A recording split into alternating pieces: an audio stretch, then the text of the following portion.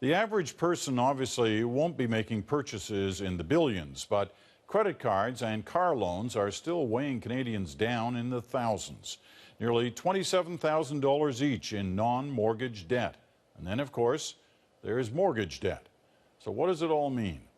Our business correspondent, Amanda Lang, is here now to connect the dots. Amanda. There has been some good news on the debt front, Peter, namely that Canadians have reduced our non-mortgage debt for the first time since 2011, and we've done it at the fastest pace since 2004. So does that mean that our much talked about household indebtedness is no longer a concern? Maybe not. Time to connect the dots.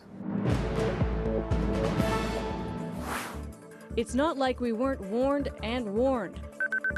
Canadian households as a whole are being overstretched, which creates risk for the economy. Excessive debt is unwise in a time of historically low interest rates. A familiar refrain, high household debt. Record low interest rates did what you'd expect. People borrowed more than ever, spending the money instead of saving. Good for the economy, but a concern for some. Now it seems Canadians are getting the message. Debt levels in Canada are still at record highs, but recently declined for the first time in 3 years by 2%. Any debt reduction is a good thing, but cutting non-mortgage debt is particularly good. Credit cards, lines of credit, car loans, they have the highest rates of interest. So reducing this debt makes a big difference to households. What about when interest rates rise?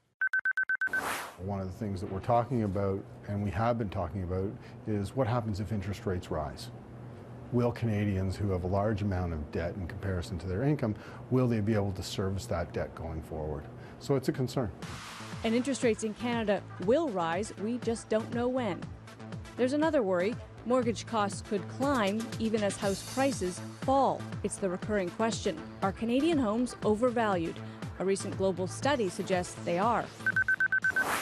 A comparison of home prices to rental prices, a key way to measure whether real estate is getting too expensive, shows Canada ranks high in the world for hot home prices, third highest, in fact. The concern is the double whammy of a climb in your mortgage costs as rates rise at exactly the same time your home value is falling. That can leave people at risk of losing their homes altogether, even facing bankruptcy. That's what happened in the early 1990s. Peter? All right, Amanda. Thank you. Amanda Lang.